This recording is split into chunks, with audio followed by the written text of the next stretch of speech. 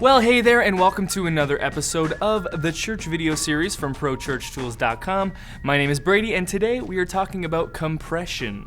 Okay, so we're in a pretty good place right now. We have our camera, we have our lenses, but before we press record and start shooting our footage, there are a couple more settings within our camera that we should be aware of. In the next handful of lessons, we're going to learn all about these settings and how to adjust them properly so that we're shooting the best possible looking footage that we can.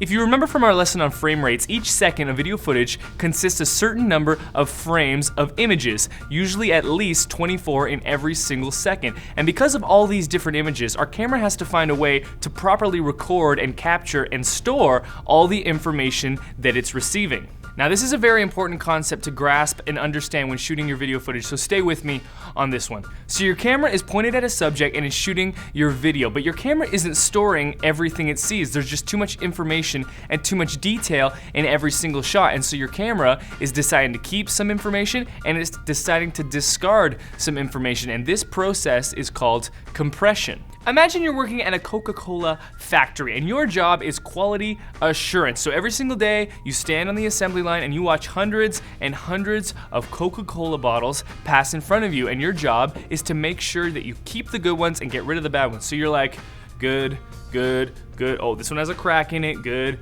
good. Oh, this one isn't filled up all the way. Good, good. Oh, this one has a finger in it. Good, good. And this is kind of what cameras that use compression do. They keep some of the information and they discard some of the information. And it's not all bad. This actually has some positive effects, primarily being this is the reason that we can shoot long times of footage on small, inexpensive SD cards, because we're compressing the footage, and so we can shoot for much longer lengths of time. But as you can imagine, there are also a handful of negative effects. Obviously, the more information and data that your camera is discarding while filming, the less detail you're gonna have in every shot and the less flexibility we have in post-production to add effects and color grading and to manipulate the footage. But with that being said, modern day video compression is very intelligent. It keeps our file sizes low and keeps the video quality as high as possible, but it's our job to maximize this to its full potential. Remember the guy whose job at the Coca-Cola factory was quality assurance? Well, that's kind of your job as the camera operator. Just like the Coke man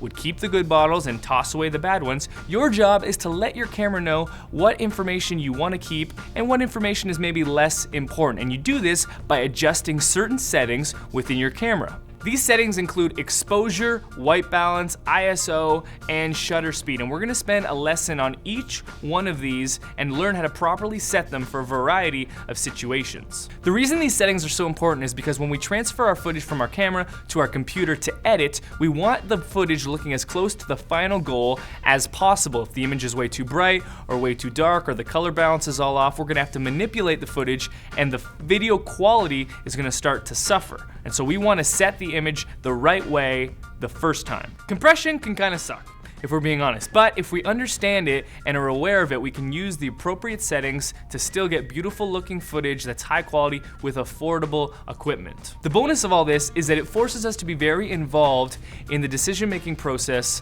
when we're shooting our video. It's kind of like driving automatic versus driving stick. We're forced to make decisions ourselves, and while it may seem inconvenient at times, in the end, we're better drivers because of it, or in this case, better video shooters. Well, that's all for me and the Church Video Series and the lesson on compression for today. If you want to learn more about church media and church video, head over to ProChurchTools.com. We have more video training there, more articles, all of that good stuff. And if you sign up, you can get your very own free ebook. I'll see you guys next time.